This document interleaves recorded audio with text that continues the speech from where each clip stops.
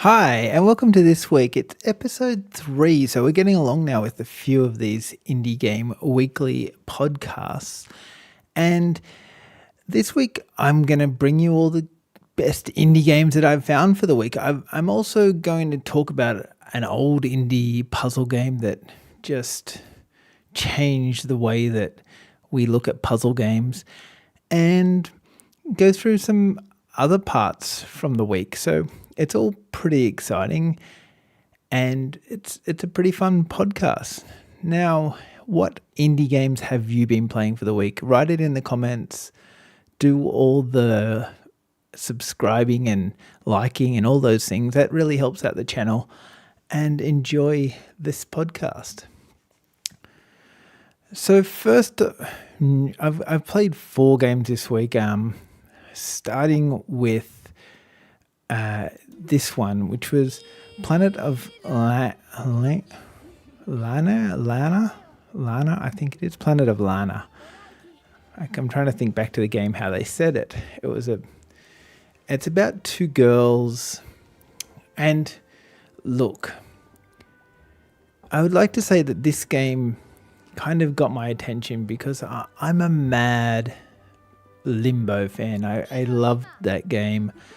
I loved all those type of games that are basically your 2D puzzle games that you move, side-scrolling puzzle games. I think there's a few of them. This is another one of those type of games. There's a few out there. Little Nightmares is another one that comes to mind. Now, there's a lot that try and do this, and there's a lot that are really good at this. Limbo was amazing. Little Nightmares was really quite good. This one here, it's not. If you're looking at it as a puzzle game, it's not. It's not that kind of game. It's completely different. It sells itself as a puzzle game, but it's not a puzzle game like those other games we spoke about. What is different about this game is it's got probably a lot more story than the other games. There's a lot going on in here, and there's probably a fair bit more suspense than the other games as well. So, well, not more suspense than Limbo, but or Little Nightmares, but there's a fair bit of suspense, more so than the puzzles. They've probably taken that aspect more so than the puzzle aspect. There is puzzles, but it's probably more of a walking simulator and a story game. So you start off in this little village that is quite like a little seaside fishing village, and you're following your friend and you just go walking, and everything's amazingly painted, and you get kind of sucked into the way that the game looks. It draws you in quite quickly. You start off by exploring the village, and then you get outside of the village and all of a sudden aliens attack. And I'm not sure about this, where it fits into the actual game, but are they expecting the aliens to attack? Is this something that the village normally experiences? I don't know that answer. But from where it kind of comes across, it's completely like 2 different worlds colliding, where you've got this really primitive type island village, and then you've got these really state-of-the-art alien kind of types trying to take over this world. And you guessed it, you get to try and save the planet. You spend a lot of time walking in this game. I said walking simulator before, but you seem to do like a puzzle and then you walk for a long distance before you do something else. And this isn't so bad if you really enjoy the scenery. Like, it's a beautiful game, so it's pretty easy to kind of enjoy that part. I found that, like, I loved it, but I can see other people going, this is more of a walking simulator type game, so I get that part too. And then there's the other part of how slow you jump and move.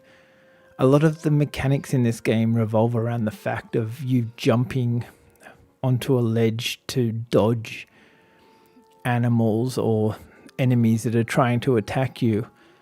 And you move so slow. It's not that you don't know what to do, it's just how slow the character moves.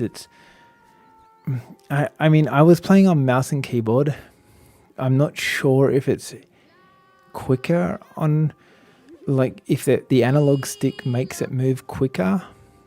I don't think it does, but on mouse and keyboard it was so slow. Like, she'd grab onto a ledge and then pull herself up, and there was a lot of times I got killed doing the right thing but taking forever to get up onto the necessary platform to get out of danger.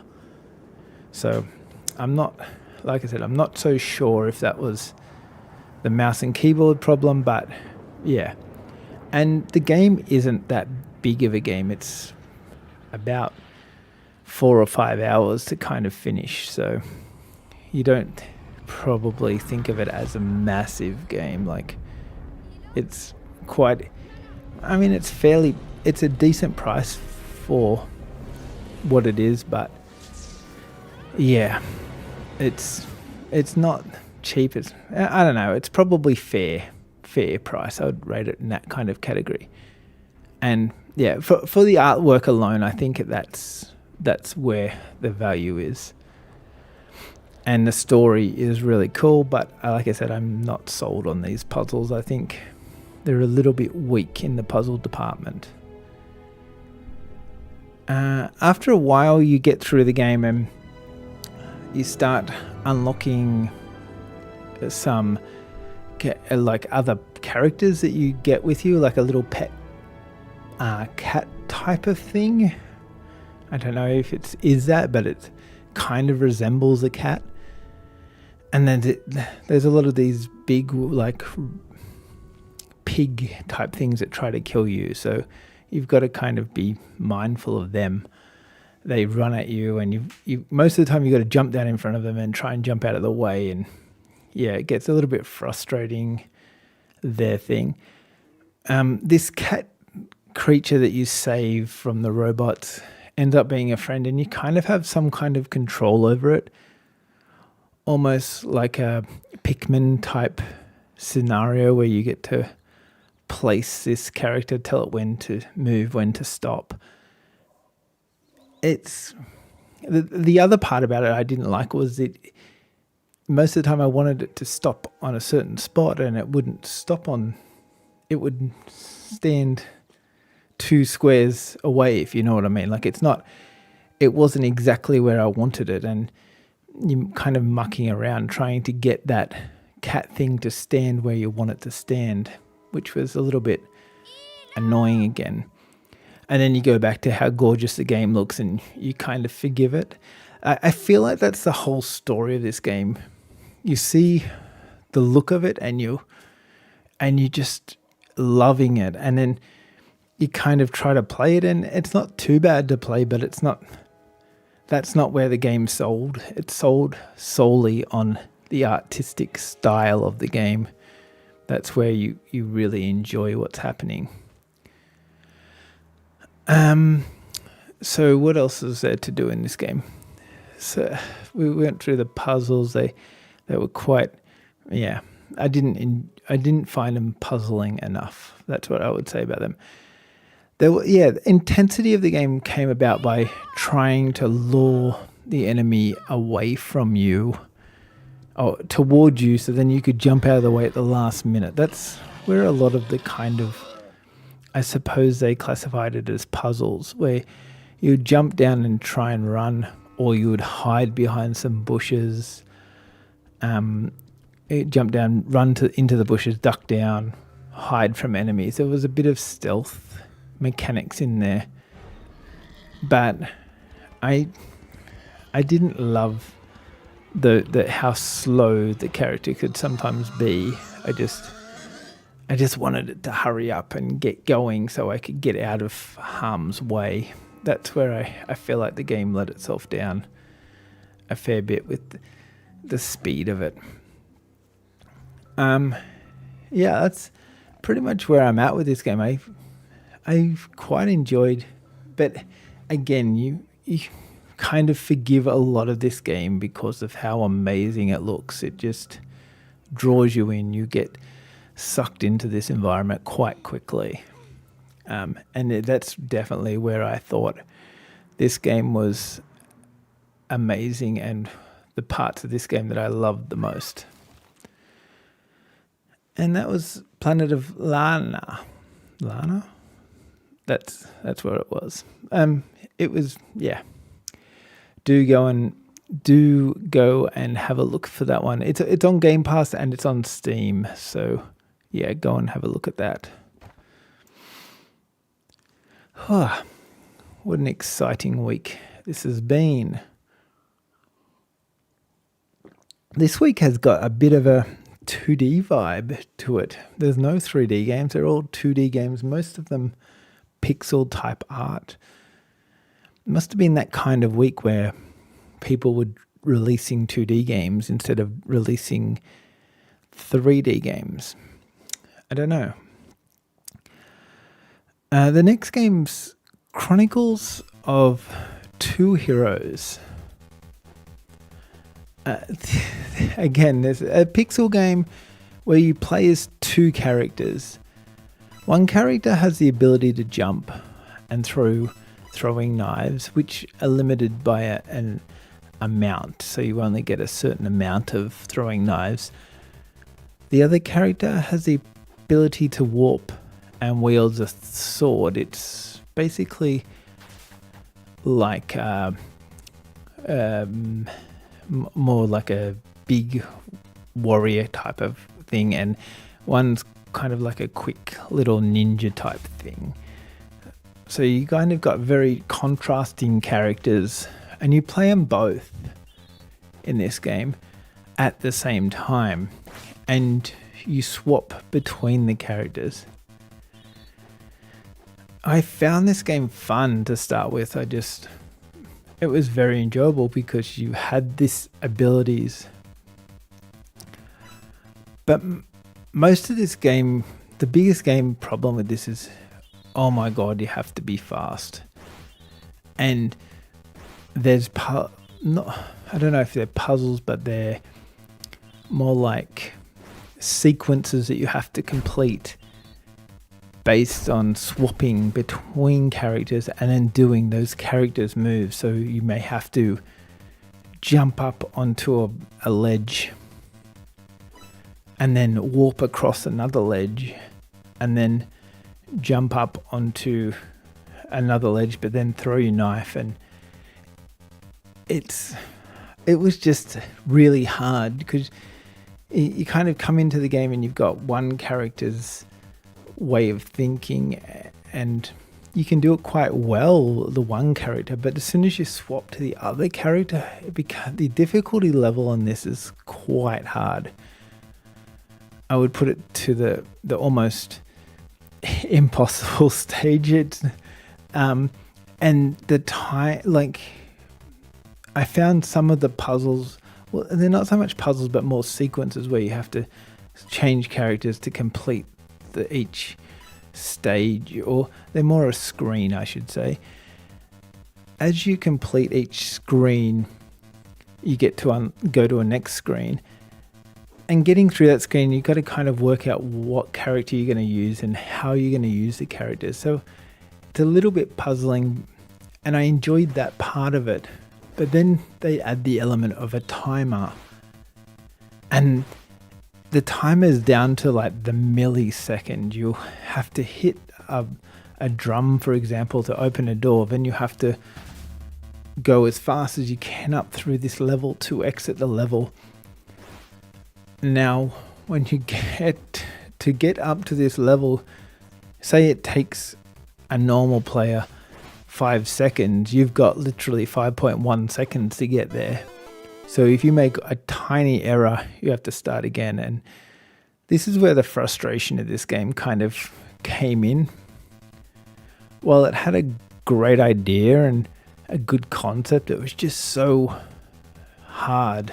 And I feel like you'd have to play it for quite a long time to get good at this game.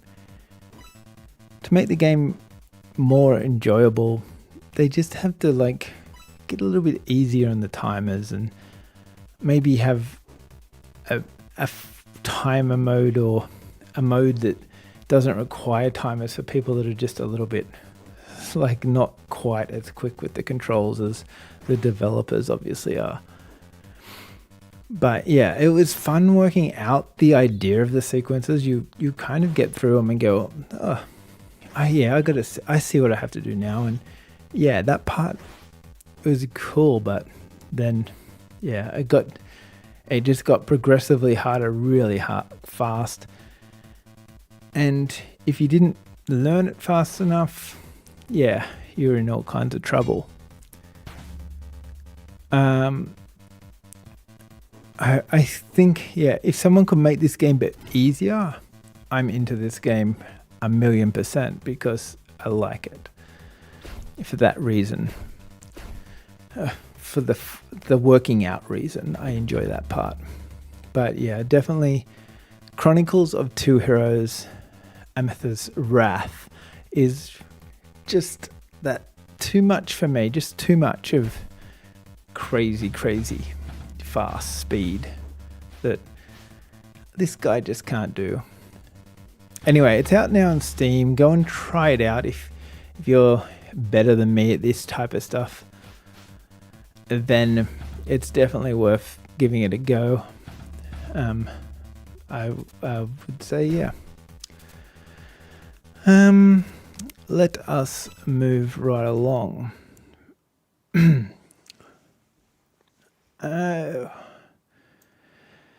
So the next little indie game is Bread and Fred.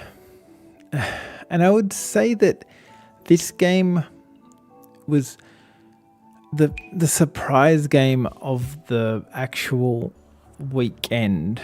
The game, I got into this game and I instantly hated it.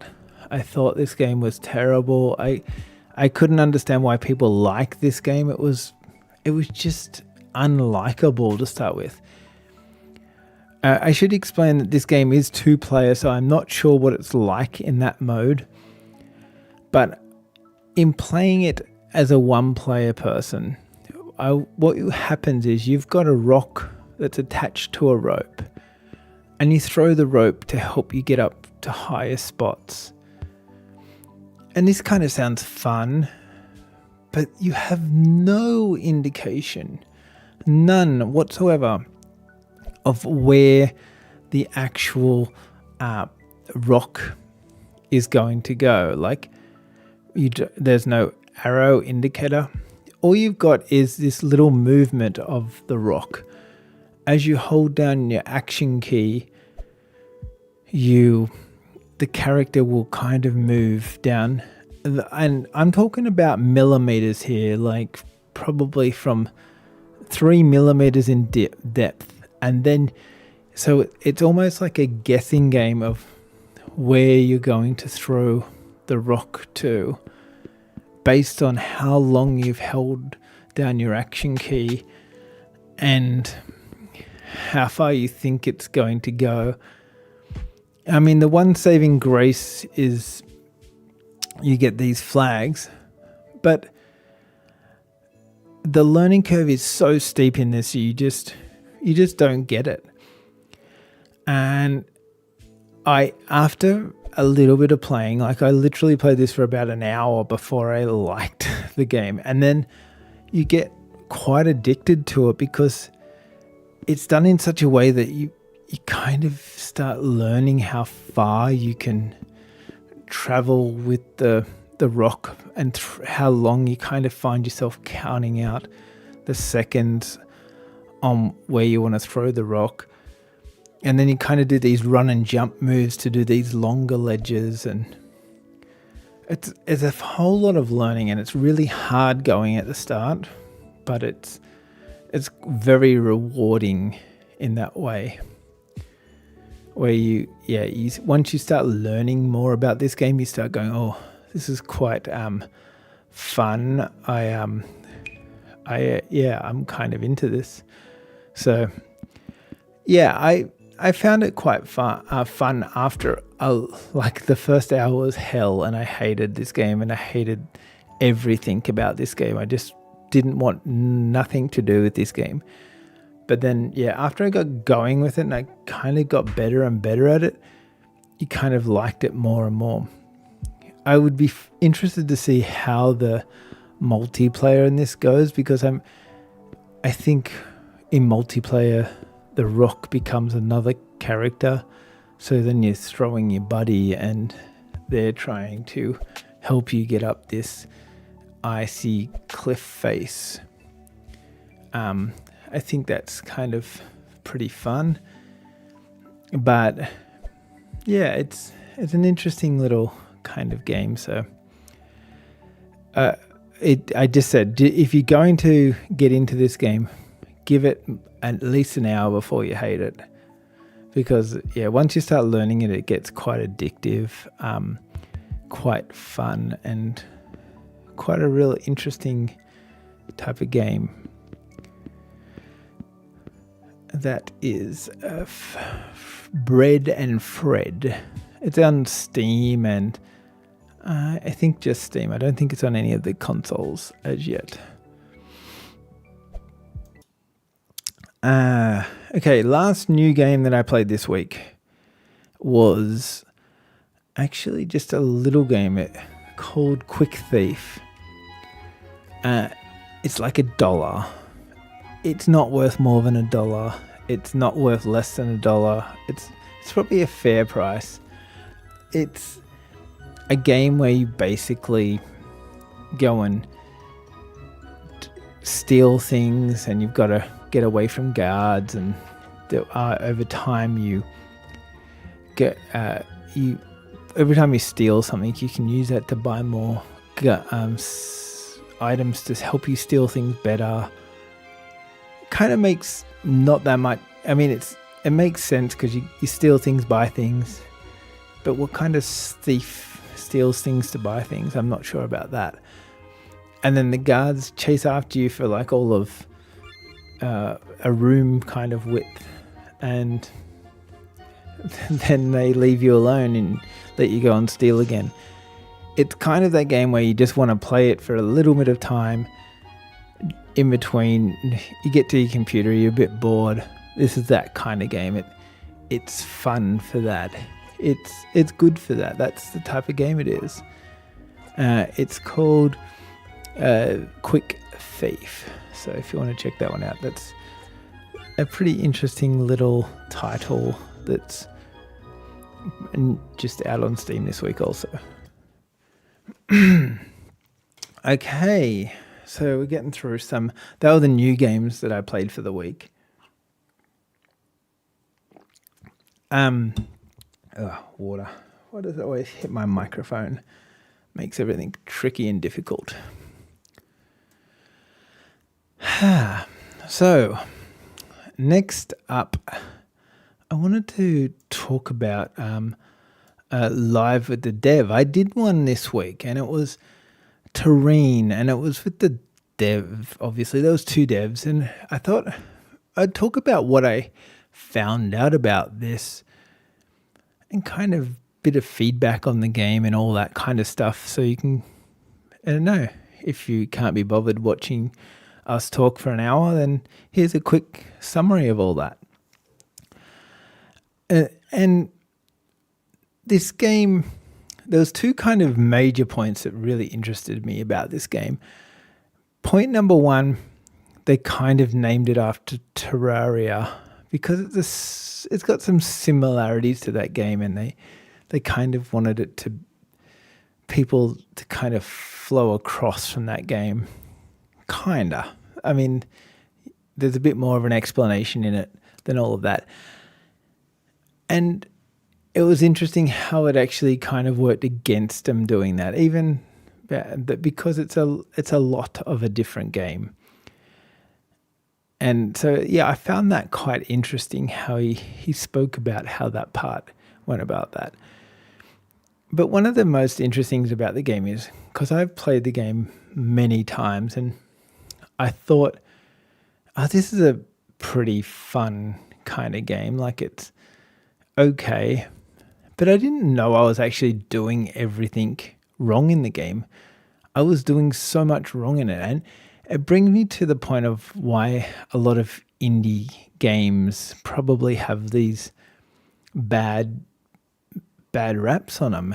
And this is a good game, but it probably needs a fair bit more work on its tutorial system and explaining the game, because it's such a large game. I mean, there's people that's played this game for 300 or 400 hours because there's so many planets and different things to explore and mine. So that's pretty cool. But I didn't get to that point because I didn't understand it as well.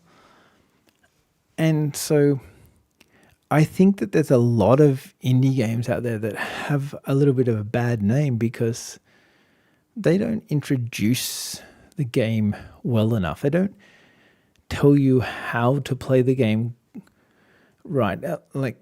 And I mean, I can write out how to play this game on a piece of paper, and then you could type it up, and then you could display that at the start of the game, and that's fine. But no one actually gets that information. No one reads that much information when they're opening a new game up. We just don't. That's not how you play a game. So you've got to learn. There's this kind of special art of teaching people how to do things without actually forcing that upon them. So you don't want to make it a challenge to learn. You want to make it a fun way to learn. And this game kind of needs to learn that a bit to probably take it to another level. I think it's such a massive game that it just didn't. Like I said, people maybe got into the game and didn't figure out all the stuff because there's just too much to learn, or maybe they're just, once you learn a little bit, then you want to learn more because it's pretty fun, and you're going, oh yeah, I'm enjoying this. I want to learn more. I mean, you think about this game was like a 2D version of Minecraft type thing. You think about Minecraft, for example. That's a game that's made it. It's very successful. Don't get me wrong.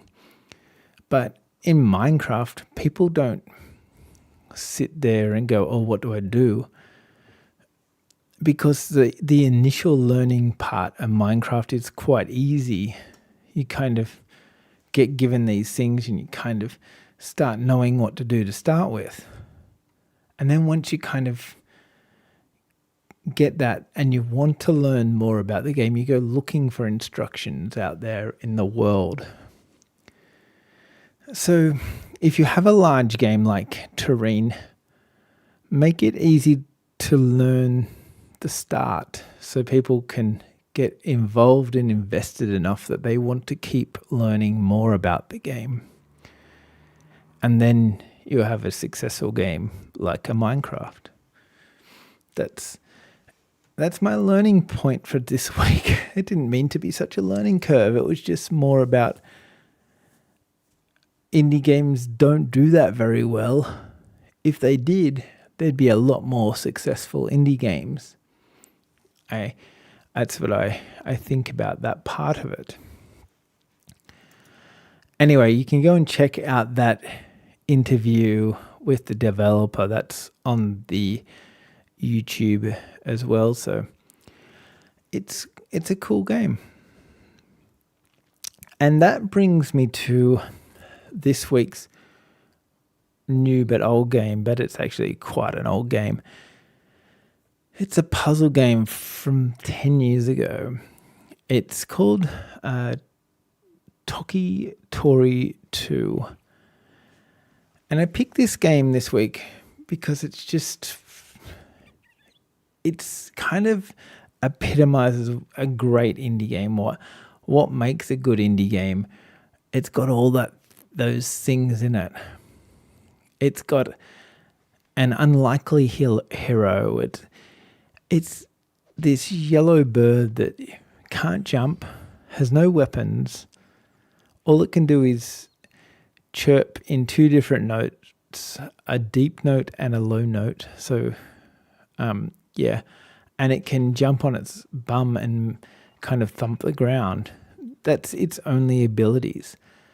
And he smiles and looks cute, so that's a kind of thing. Now, this game has no text in the game. You don't play the game and it says, hey, go and tap on this to do this. You don't get told anything in this game at all. And there's no tutorials, there's no information given to you. This game does something so wonderful of teaching you things by learning in little increments. Like you're dropped into the game and you start off by you just start hitting your buttons. You've got two buttons. One will make the bird whistle and one will make the bird bang the ground. And then you've got some things around you and you start realizing, if I hit the ground, this will happen. If I tweet, this will happen.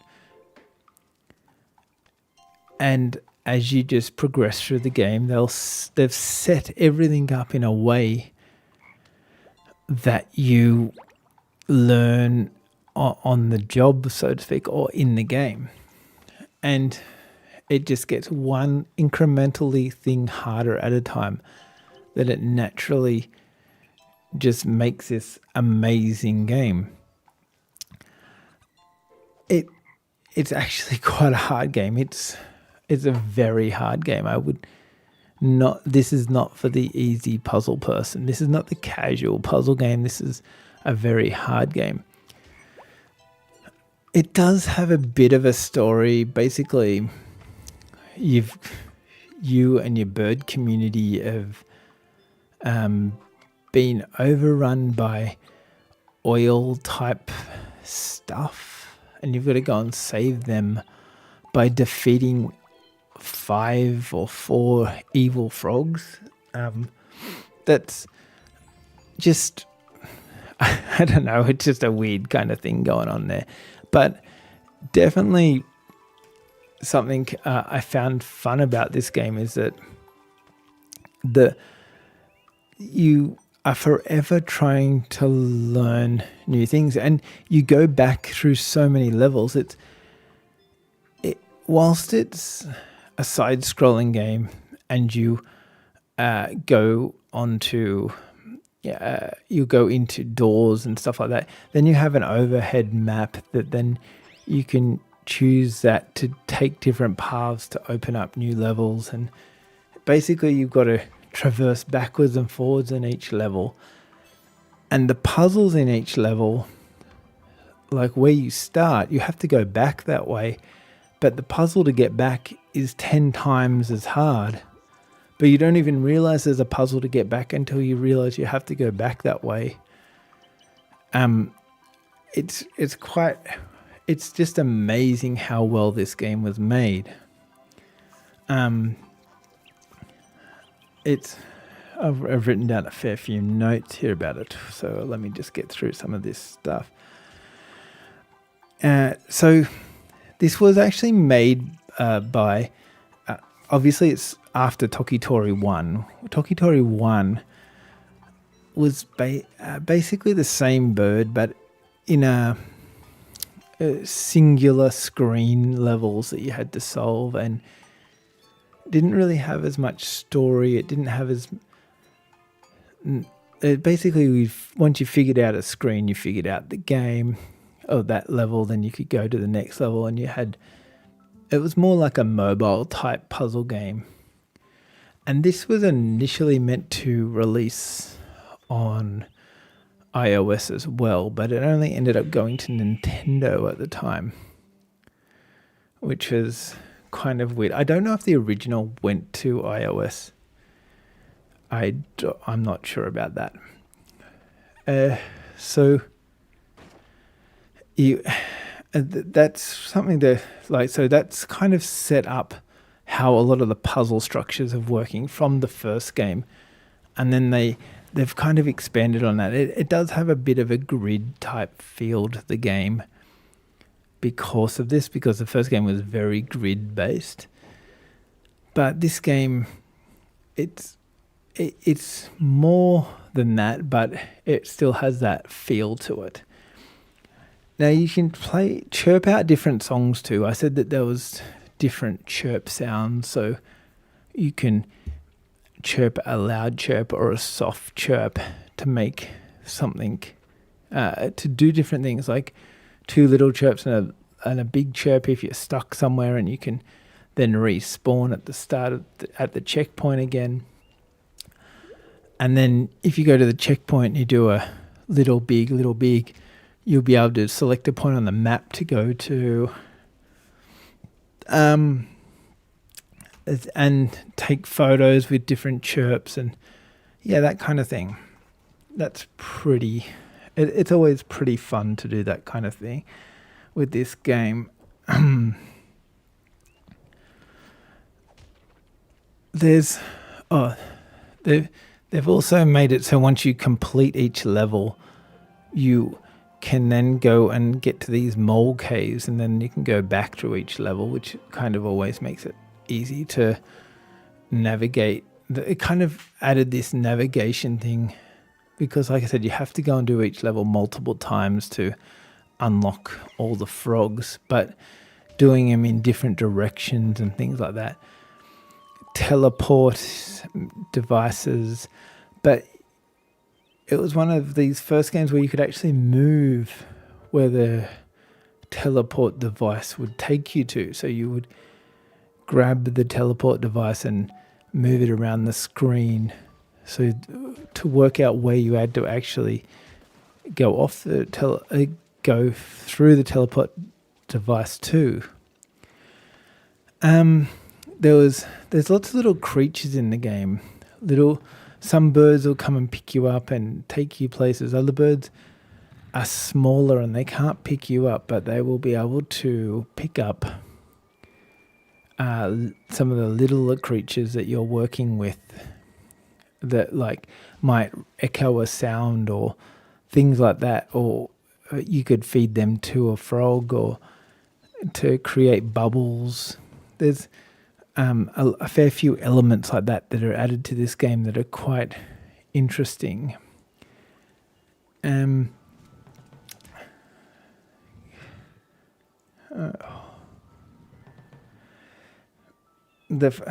frogs, once they eat a little berry thing, then they will, you can jump on the ground and they will pop out a bubble. That bubble will take you a certain distance up to then be able to help you get up a level, because like I said, you can only step up a step height. You can't actually fly even though you are a bird. Well, that is a bit of a lie too, because you can fly if you collect all the pieces. At the end, you do unlock wings. So that's something to look forward to if you are a collector guy or girl out there. Definitely worth being involved with. There's a lot of elements in this game that kill you though, even though you think it's a peaceful game and it looks adorable. There's like electrical bugs that when they move close to another electrical bug, they'll have an electric current going between both of them, which will kill you. There's lava to fall into. There is drowning, that you can't go underwater for a certain amount of time. There's like these ghost type monsters that if they're in the dark, they'll kill you, but if you can get light near them, then they will drop down and kind of let you past, which is a kind of cool thing.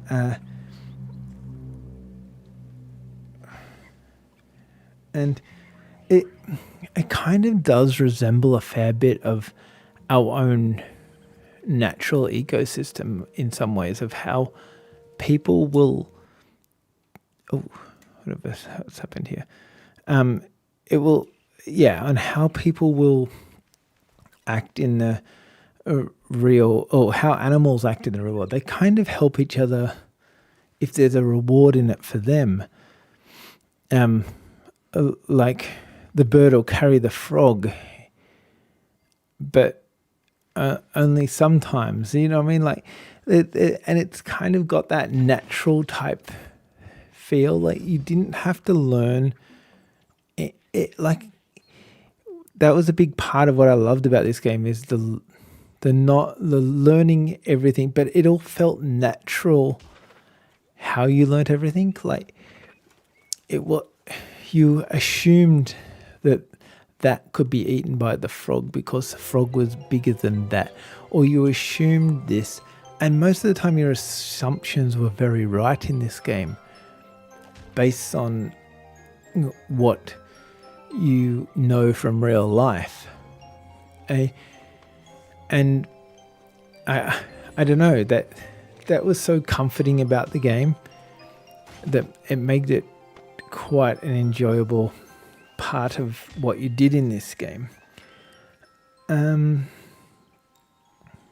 got all them things. The different frogs were interesting too, because the boss frogs were all like, one was a lava frog, one was a invisible frog, one was a giant frog, and to get them back to their to get them home type thing, they had a different way of solving each problem. Like the invisible frog, you just had to look for the jumping of the frog on the water to see where it was going. You had no idea where the frog was because you were just only looking for footprints. And when you first played the game, you didn't even know that. You kind of got dropped in this area thinking, where is the frog that I meant to kind of get here? And then you start kind of working it out. It's all about working it out, which makes it such a fantastic puzzle.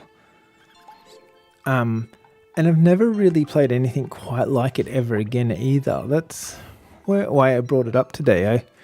Someone go and develop a game quite like this. It would be amazing. It's kind of never been repeated. It's a bit sad because it's just so amazingly thought out that it should live on forever. And hopefully it does. Hopefully many people keep looking at this game and learning from this game, because for every puzzle fan out there, this is the game you kind of have to start with for puzzle games, especially in the 2D puzzle games. It's just something well different. I don't think there's a whole lot more in the there's a lot of lava frogs, creatures. Oh, there's bats in the caves as well. Sorry, I'm just reading.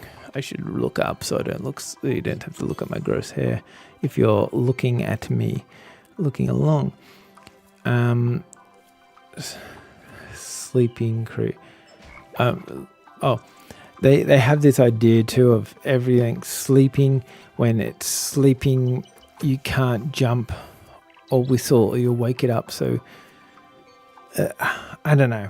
The grass, where you have to let the grass, sometimes you'll have to get creatures to mow the grass, for example, or cut the grass for you, so then the bird will be able to see you, so then it'll be able to lift you up to its nest.